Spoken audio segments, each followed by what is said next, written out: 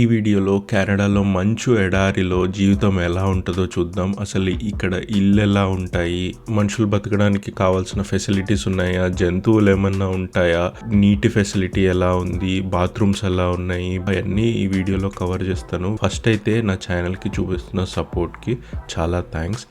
అలానే సపోర్ట్ చేస్తూ ఉండండి. నేను ఇంకా వీడియోస్ చేయడానికి నాకు ఎంకరేజ్మెంట్ ఉంటుంది. నేను ఇప్పుడు టొరంటో నుంచి 3 hours డ్రైవ్లో ఉన్న ఒక చిన్న ఊరికి వచ్చాను.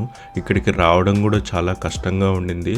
చూసుకుంటే మొత్తం మంచే. ఈ మంచులో డ్రైవింగ్ కూడా చాలా రిస్కీ.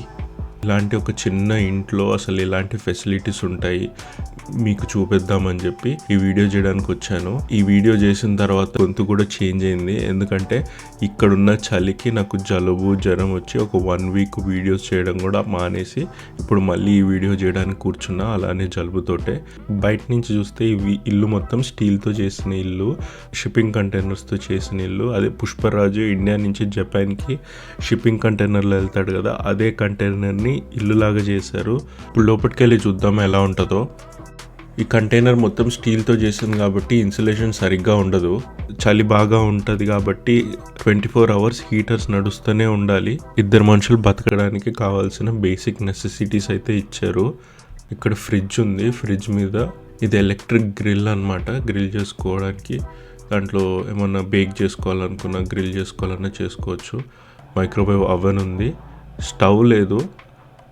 సో కుకింగ్ ఎలా చేసుకోవాలో చూద్దాము. ఇది వెనక సైడ్ విండోలోంచి వ్యూ.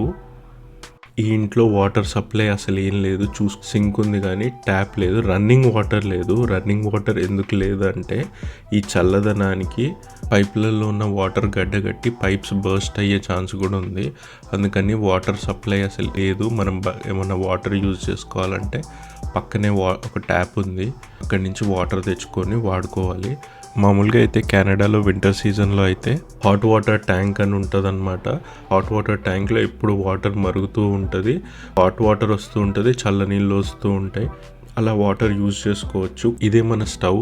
ఇది ఇండక్షన్ స్టవ్ కాబట్టి ఎలక్ట్రిసిటీ సప్లై ఉంది కాబట్టి మనము ఏదైనా ప్లగ్ పాయింట్కి కనెక్ట్ చేసుకొని కుక్ చేసుకోవాలంటే చేసుకోవచ్చు. ఇంత కష్టపడుతూ ఇక్కడ ఎందుకు ఉండడం అని మీరు అనుకోవచ్చు. దీన్ని మినిమలిస్టిక్ లివింగ్ అంటారనమాట. బేసిక్ నెసెసిటీస్ తోటి, తక్కువ వరీస్, తక్కువ స్ట్రెస్ తోటి సిటీ లైఫ్కి దూరంగా ఏమి ఫెసిలిటీస్ లేని లైఫ్ ఎక్స్పీరియన్స్ చేస్తేనే మన దగ్గర ఉన్న వాటి వాల్యూ మనకు తెలుస్తుంది. ఇదే మన బెడ్రూమ్. బెడ్కి అటు సైడ్ ఇటు సైడ్ 2 drawers ఉన్నాయి. అలానే 2 ల్యాంప్స్ ఉన్నాయి. ఇది ఇంటి బయట విండోలోంచి వ్యూ. ఇది యాక్చువల్లీ ఒక గడ్డగట్టిన చెరువు. ఇది చెరువు అని తెలియకుండా పొరపాటున ఎవరైనా నడిస్తే దాంట్లో మునిగిపోవచ్చు అని చెప్పి ఒక ఫెన్సింగ్ అయితే వేసేసారు. ఇలాంటి ఏరియాలలో కేవలం రైతులు మాత్రమే ఉంటారు. ఆ రైతులకు ఉండే ఆవులు మేకల్ని కూడా షెడ్స్లో పెట్టేసి లోపల పెడతారు అనమాట. ఈ చలికి అవి కూడా తట్టుకోలేవు. కానీ ఇక్కడ ఉన్న ఆవులకి కూడా నేను చూసింది అయితే వాటికి చాలా తిక్కు ఫర్ లాగా ఉంటుంది. సో చలికి అవి కొంచెము ఆపుకోగలుగుతాయి. కానీ షెడ్లో ఉంటాయి అన్నమాట. ఒక చిన్న టీవీ కూడా ఉంది. ఇదంతా కూడా లోపల వ్యూ. ఇప్పుడు బయటకు వెళ్ళి చూద్దాం ఎలా ఉంటుందో. ఇది బయట సిట్టింగ్ ఏరియా. ఈ వెదర్లో అయితే ఇది యూజ్ చేయలేం. మొత్తం ఓపెన్ ఉంది. సమ్మర్లో అయితే చాలా బాగుంటుంది. హాయిగా కూర్చొని ఫ్యామిలీతోటి స్పెండ్ చేయడానికి చాలా బాగుంటుంది. వింటర్లో ఇలా ఉంటే సమ్మర్లో మాత్రం చాలా గ్రీన్గా పచ్చదనం చాలా బాగుంటుంది కెనడాలో. ఈ ఇంటి వెనకాలే బాత్రూమ్ ఉంది. ఆ చిన్న షెడ్ లాగా ఉంది కదా, అదే బాత్రూము. లోపలికి వెళ్ళి చూద్దాము. అక్కడంతా స్నో ఉంది చుట్టుపక్కల. జాగ్రత్తగా నడుచుకుంటూ బాత్రూమ్కి వెళ్ళాలి. ఈ బాత్రూమ్ కూడా ఏంటంటే ఒక చిన్న ప్లాట్ఫామ్ లాగా పెట్టి అదే బాత్రూమ్ అని అన్నారు. వాటర్ సప్లై ఏం లేదు, జస్ట్ టిష్యూసే ఉన్నాయి. ఇంకో అబ్రాడ్లో ఎందుకు వాటర్ అనే దానికి రీజన్ కూడా ఇదే. వింటర్లో వాటర్ చల్లగా ఉంటుంది కదా, దానికంటే బెటర్ టిష్యూస్ అనుకుంటారనమాట. అలా వాళ్ళ కల్చర్లో టిష్యూసే అలవాటు అయిపోయింది. నేనైతే ఒక రోజుకే వచ్చాను ఇక్కడికి, అందుకని మనం బాత్రూమ్ వాడడం మానేసాం ఈ రోజుకి. ఇది ఇంటి బ్యాక్ సైడ్ వ్యూ. ఇది బార్బిక్యూ గ్రిల్. బార్బిక్యూ లాంటివి చేసుకోవాలంటే ఇంటి వెనక చేసుకోవచ్చు. కానీ ఈ వెదర్లో ఒక 5 minutes బయట నుంచోవడమే కష్టంగా ఉంది. బార్బిక్యూ లాంటివి అయితే అసలుకే పాసిబుల్ కాదు. నైట్ టైంలో వ్యూ ఇలా ఉంది. అసలు మూన్ కూడా కనిపించట్లేదు. స్నో వైట్గా ఉండడం వల్ల రిఫ్లెక్షన్కి కొంచెం లైట్ పడుతుంది. నైట్ ఒకసారి బాత్రూమ్కి వెళ్దామని బయటికి లేస్తే ఏవో జంతువు అడుగుజాడలు కనిపించాయి.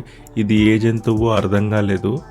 ఈ ఏరియాలో ఎలుగుబంట్లు ఉంటాయి, కానీ వింటర్ సీజన్లో హైబర్నేషన్ అని చెప్పి 6 నెలలు నిద్రపోతాయి అన్నమాట. అవి నక్కలు ఉండే ఛాన్స్ ఉంది, జింకలు కూడా కనిపిస్తూ ఉంటాయి అప్పుడప్పుడు. సో వీటిల్లో ఏదై ఉంటుందో మీరే కమెంట్ చేయండి. ఈ చిన్నింట్లో నేను చికెన్ కర్రీ చేశాను, అది ఎలా వచ్చిందో నెక్స్ట్ పార్ట్లో చూపిస్తా. సబ్స్క్రైబ్ చేసుకోవడం మర్చిపోకండి.